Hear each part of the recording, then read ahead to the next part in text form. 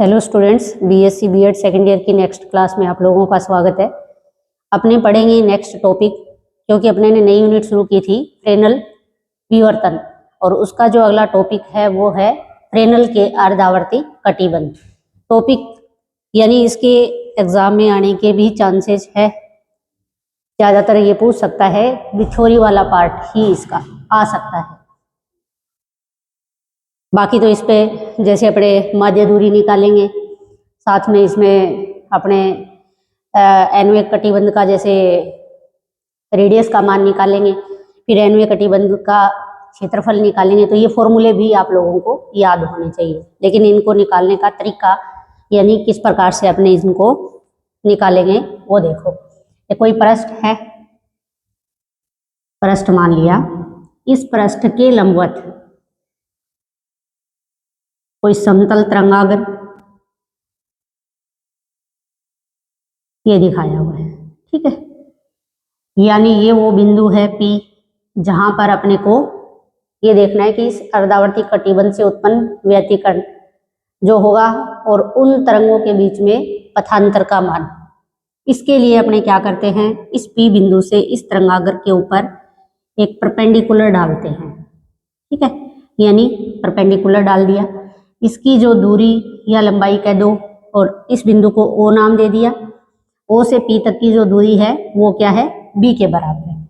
इस तरंगाग्र का O बिंदु है वो इसका क्या कहलाएगा, ध्रुव बिंदु कहलाएगा। ये इसका निर्दिष्ट बिंदु कह सकते हैं। इस तरंगाग्र को अपने अलग अलग त्रिज्या के सेकेंद्रीय वृत्तों से या इस प्रकार से तरंगाग्र को काट देते हैं।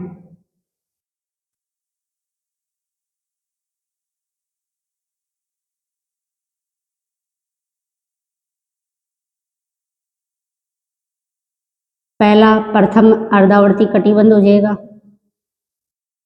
फिर पहले और दूसरे के बीच में दूसरा अर्धावर्ती कटिबंध, पहला, दूसरा, तीसरा, चौथा, इस प्रकार से परिभाषित। इसको किस प्रकार से करोगे, डायग्राम बना देती हूं मैं, उसके बाद जैसे बताएंगे। प्रथम अर्धावर्ती कटिबंध यानी इसका बिंदु ये, यहां से यहां तक जब तरंग पहुंचेगी तो उन तरंगों के बीच में, या कह दो क्रमागत जो तरंगों के बीच में पथांतर का मान कितना, λ/2 का। कालांतर की बात करें तो कितना, पाई का। और समयांतर की बात करें तो कितना, T/2।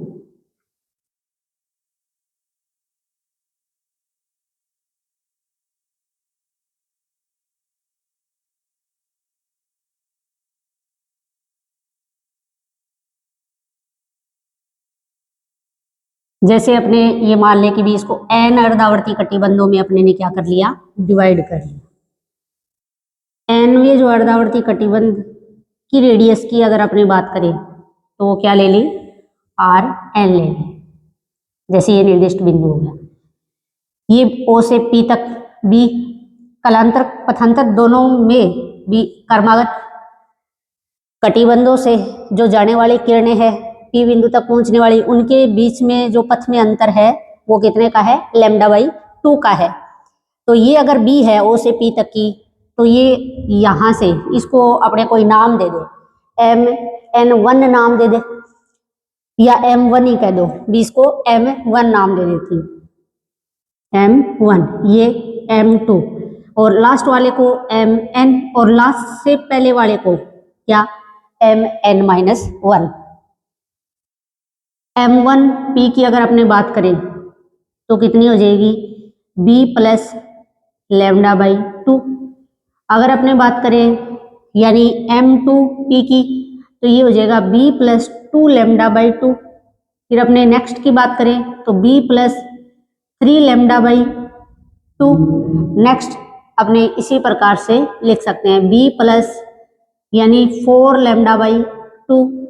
अगर अपने इसको नाम दिया है n-1वां, तो इसके लिए अपने क्या लिखेंगे, जैसे यहां से एक और बना देते हैं। हाँ, तो इसके लिए आ जाएगा b प्लस n माइनस 1 λ/2।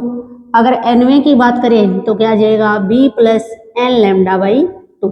ठीक है, ये आ गया, यानी m1p m2p m3p dot dot ऐसे ही n तक। अगर अपने इस कटिबंध को, ये तरंगागर को अगर n अर्धावर्ती कटिबंधों में बांटा है तो ऐसे ही n-1 के लिए लिख दिया और n के लिए अपने ने लिख दिया। तो देखो, सबसे पहले तो अर्धावर्ती कटिबंध को परिभाषित कैसे करोगे, तो ये कह सकते हैं कि फ्रेनल ने किसी अर्धावर्ती कटिबंध को या किसी तरंगागर के कारण, फ्रेनल ने किसी तरंगागर के कारण यानी उसके सम्मुख स्थित जैसे कि बिंदु P सम्मुख स्थित स्थिति पर या सम्मुख स्थित किसी बिंदु पर प्रकाश की परिणामी तीव्रता ज्ञात करने के लिए कल्पना की कि तरंगागर को अनेक ऐसे कटिबंधों में विभाजित किया जा सकता है कि क्रमागत कटिबंधों से निर्दिष्ट बिंदु पर या प्रेक्षण बिंदु पर पहुंचने वाली तरंगों में कालांतर पाई हो, जो मैंने लिखा है, पथांतर λ/2 हो और समयांतर क्या हो, t/2 हो, तो इन्हें फ्रेनल के क्या कहेंगे, अर्धावर्ती कटिबंध कहेंगे। डेफिनेशन आप लोगों को पढ़ लेनी है, इसके बाद में डायग्राम फ्रेनल के अर्धावर्ती कटिबंध। फ्रेनल के अर्ध आवर्ती कटिबंध।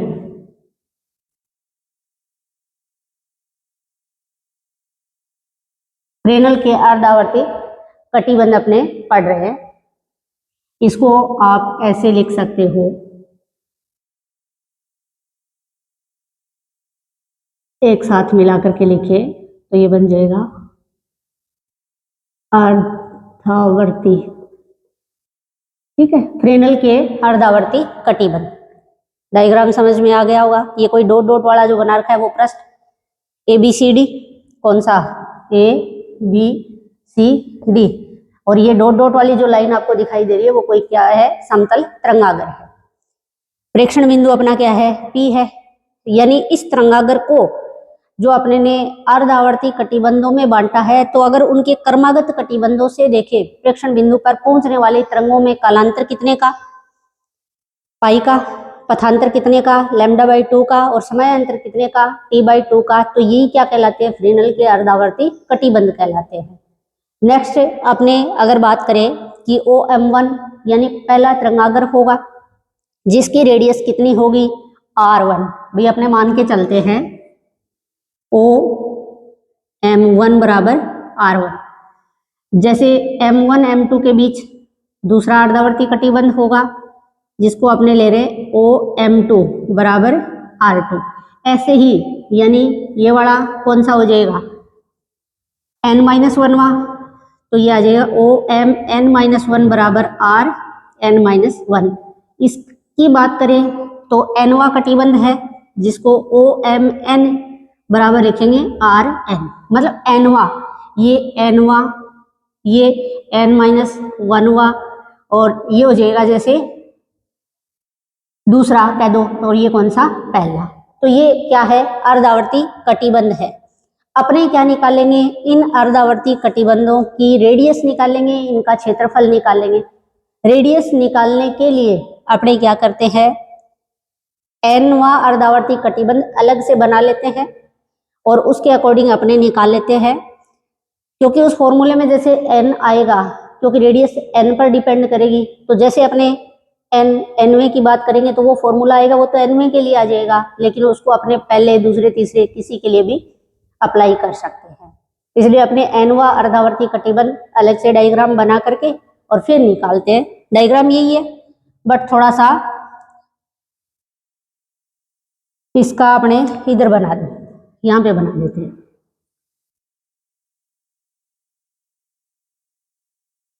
n-1वां और nवां के बीच ये वाला जो कटिबंध है ये कौन सा है, n वा अर्धावर्ती कटिबंध, जो छायांकित भाग कह सकते हैं अपने, डॉट डॉट वाला जो दिखा रखा है वो वाला। ये इसका ध्रुव बिंदु हो गया O, और ये आगे जो P बिंदु अपने ने प्रेक्षण बिंदु लिया है वो हो गया। इसकी जो रेडियस कितनी है, यहां तक की रेडियस की बात करूं तो Rn-1, और अगर अपने इसकी रेडियस तक की बात करें पूरी की तो ये कितनी Rn, क्योंकि nवा है। ये बिंदु n-1 और ये mn, ठीक है। ये डायग्राम बना लेते हैं अपने, जैसे इसमें बना रखा है सेम वही है, पर उसमें सारे अर्धावर्ती कटिबंध दिखाए, इसमें अपने ने सिर्फ nवा अर्धावर्ती कटिबंध दिखाया है। अगर अपने mn-1 p की बात करें तो इसको लिख लेते हैं कितना, यानी b plus n-1 into lambda by 2, ये प्लस में है b के साथ, b प्लस ऐसे लेते हैं। nवे की बात करें तो ये क्या है, b plus n lambda by 2, ठीक है। डायग्राम समझ में आ गया होगा, उसी का मैंने यानी ये वाला बनाया।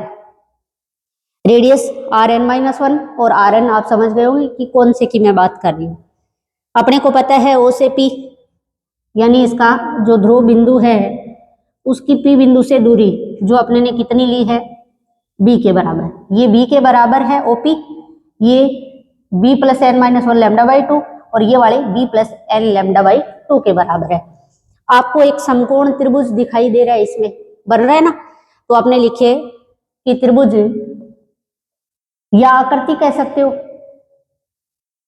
वैसे तो समकोण ही है। त्रिभुज कौन सा नाम दे देते हैं, MNOP से, MNOP से। किससे क्या निकालना है, आपको Rn ये पता है, OP B ये पता है, आपको MN B यानी रेडियस निकालना चाह रहे हैं, तो सारी तीनों भुजाएं अपने को पता है, तो इसमें से Rn निकालने के लिए पाइथागोरस प्रमेय लगा दे। क्या आएगी, B कर्ण स्क्वायर बराबर क्या होता है, आधार स्क्वायर प्लस लंब स्क्वायर होता है। तो यहाँ कर्ण एलवी की बात करें, क्योंकि त्रिभुज में मैंने लिखा है MNOP लिखा है, तो वो भुजा लेनी पड़ेगी MN P का स्क्वायर बराबर आ जाएगा O MN का स्क्वायर प्लस O P का स्क्वायर। O MN का स्क्वायर इसके बराबर R N का स्क्वायर प्लस OP यानी कि B का स्क्वायर, MNP यानी कि B plus n lambda by 2 और इस पूरे का होल स्क्वायर, ऐसे लिख दे। होल स्क्वायर खोल लेते हैं, या अपने Rn निकालना है तो इसको एक साइड ले आओ, बाकी को एक साइड ले जाओ, इसको यही रखें Rn स्क्वायर, इसको इधर भेज देते हैं तो ये बनेगा B plus n lambda by 2 का whole square minus B square, लिख सकते हैं ऐसे, ठीक है। नेक्स्ट देखो, होल स्क्वायर हल करते हैं, ये आएगा B का square n square lambda square by 4 plus ये आ जाएगा 2nb lambda by 2 minus B का स्क्वायर, Rn स्क्वायर बराबर इधर B स्क्वायर प्लस का, ये किसका है, माइनस का, कट जाएगा, यहाँ 2 से 2 कट जाएगा, इसको पहले लिख देते हैं nb lambda plus n square lambda square divide by 4। अगर अपने Rn स्क्वायर से Rn निकालें तो लिख सकती हूँ bnb lambda plus n square lambda square upon 4 और इस पूरे का अंडर रूट। यदि आपने कहे, क्या कहें, यदि nb लैम्डा की तुलना में n square lambda square by 4 का मान बहुत कम हो तो क्या आएगा, नगण्य मान करके छोड़ दे इसको, तो Rn बराबर आ गया nb लैम्डा और इसका अंडर। ये अपने पास फॉर्मूला आ गया किसका, nवे अर्धावर्ती कटिबंध की त्रिज्या, या लिख देती हूँ nवे अर्ध आवर्ती कटिबंध की त्रिज्या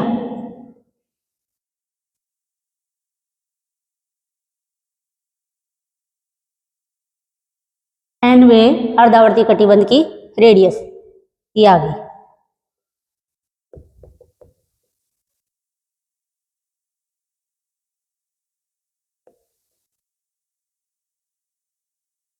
ठीक है, नेक्स्ट अपने इसी फॉर्मूले में थोड़ा सा देखें, भी कई बार क्वेश्चन ये पूछ ले कि सिद्ध कीजिए कि जो फ्रेनेल के अर्धावर्ती कटिबंध है उनकी जो रेडियस है वो प्राकृत संख्याओं के वर्गमूल के क्या होती है, समानुपाती होती है। जैसे इस फॉर्मूले में देखें तो बी कांस्टेंट है, लैम्डा भी कांस्टेंट है, फिर मान किस पे डिपेंड कर रहा है, एन पर, संख्या पर। तो यहां मैं लिख सकती हूं r n proportional under root n के, जहां एन क्या है, क्रम ही तो है, जहां एन इक्वल टू 0 संख्या नहीं लेनी अपने को, 1 2 3 4 डॉट डॉट ऐसे ही, या कह सकती हूं मैं R1 अनुपात R2 अनुपात R3 अनुपात R4 डॉट डॉट ऐसे ही लिखे तो देखो 1 रेशियो कितना आएगा, √2 √3 √4 और इसी प्रकार से। तो यहां देखें अपने कि एनवा जो अर्धावर्ती कटिबंध होता है, एनवे या एनवा अर्ध कटिबंध की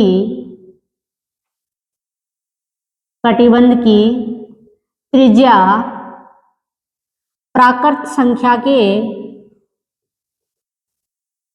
संख्या के वर्गमूल के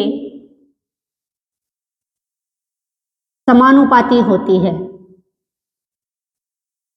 तो क्वेश्चन आपका यहां से बन सकता है कि सिद्ध कीजिए कि फ्रेनेल के अर्धावर्ती कटिबंध की जो रेडियस है वो प्राकृत संख्याओं के वर्गमूल के क्या होती है, समानुपाती होती है। तो आप लोगों को इसी को एक्सप्लेन करना है। ये यहाँ पे फॉर्मूला जो निकाला है लास्ट वाला, आर एन बराबर एन बी लैम्डा का अंडर रूट, ये वाला आप लोगों को निकालना है। नेक्स्ट इसमें अपने निकाल लेते हैं, यानी इसकी एवरेज डिस्टेंस, कौन से, एनवे कटिबंध की पी बिंदु से एवरेज दूरी, ये और कर लेते हैं। इतना डायग्राम बोर्ड पे बना हुआ है। एवरेज जब निकालते हो तो आपको पता है अगर 2 राशि है तो 2 क्या अगर निकालोगे एवरेज तो 2 से डिवाइड कर देंगे। लिख देती हूँ यहाँ पे टॉपिक, इसी का ही सब टॉपिक है अपना, और वो है एनवे अर्धावर्ती कटिबंध की पी से एवरेज दूरी, और इसको क्या कह देते हैं, एक्सएन है।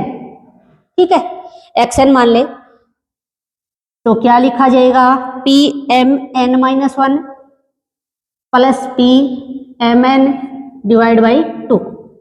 पी एम एन माइनस 1 लिखो कितनी है, ये लिखी हुई है b plus n minus 1 lambda by 2, value रख देते हैं b plus n minus 1 lambda by 2 plus p m n का मान रखते हैं b plus n lambda by 2 upon क्या है 2। इसको हल कर लेते हैं,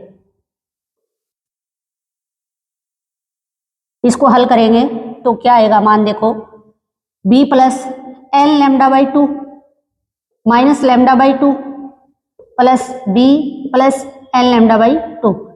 कुछ कट रहा है उसको काट दो, नहीं कट रहा तो अपने लिख देते हैं अपॉन क्या चल रहा है, 2b चल रहा है। b और b दोनों ही पॉजिटिव है तो 2b बन जाएगा, n lambda by 2 n lambda by 2, यानी ये आ जाएगा 2n लैम्डा बाई 2 और माइनस का आएगा लैम्डा बाई 2, और इसके अपॉन में सब में क्या है 2, तो इधर मल्टीप्लाई 2 और इधर भी मल्टीप्लाई 2 अपॉन में है, तो ये आ गया b प्लस 2 से 2 कट जाएगा इसमें n लैम्डा बाई 2 और इसमें आ जाएगा माइनस लैम्डा बाई 4। इसका मान आ गया xn का। इसको और देखो ऐसे लिख देती हूँ, b plus lambda by 4 common ले लेते हैं, इसमें से लैम्डा बाई 4 कॉमन लिया तो इधर क्या बनेगा, 2 लगाना पड़ेगा अपने को, 2n इधर रह गया माइनस 1 और मल्टीप्लाई में क्या लैम्डा बाई 4, ऐसे लिख सकती हूँ ना।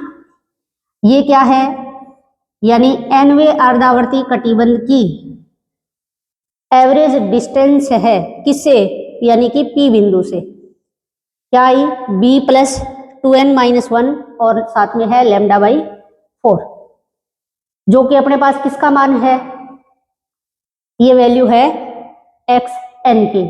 अपने निकाल लेते हैं ऐसे ही xn-1, इसी फॉर्मूले में n की जगह रखना ही है अपने को, xn-1 कर दूं तो यहाँ n-1 कर देना बस, 2 बड़ा ब्रैकेट लगाओ, 2n-1 और -1 और λ/4। देखो 2n-2, माइनस का 2 तो इधर आएगा, माइनस का 1 तो माइनस का 3 हो जाएगा, यानी xn-1 बराबर क्या, b प्लस 3n-1, ये बनेगा ना 2n-3। इधर देखो 2 का अंदर मल्टीप्लाई किया तो 2n, इधर आएगा माइनस का 2 माइनस का 1 तो कितना, माइनस का 3, और बाहर क्या है λ/4। अपने पास एक तो ये आ गई समीकरण, और दूसरी इक्वेशन अपने पास ये आ गई xn-, अपने ने निकाल लिया, xn निकाल लिया और xn-1 निकाल लिया। अगर मुझे निकालना हो nवें और n-1वें अर्धावर्ती कटिबंध से जो पहुंचने वाली P बिंदु पर जो किरणें हैं, प्रकाश है, उनके बीच में पथांतर,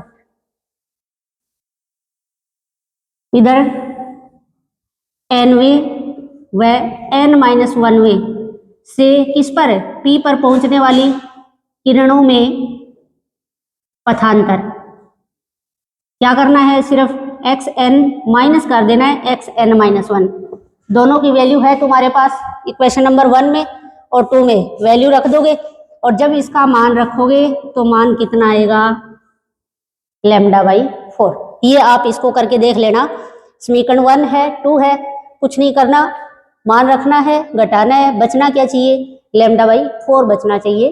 तो ये अपने ने निकाल लिया कि जो कर्मागत कटिबंधों से पहुंचने वाली जो प्रकाश किरणों में पथांतर तो होता है कितना, λ/2 का, लेकिन यहाँ अगर एवरेज डिस्टेंस से अपने निकालते हैं तो वैल्यू कितनी आ रही है पथांतर की, λ/4। ठीक है, तो आज का टॉपिक अपना इतना ही, नेक्स्ट अपने अगली क्लास में पढ़ेंगे। Thank you.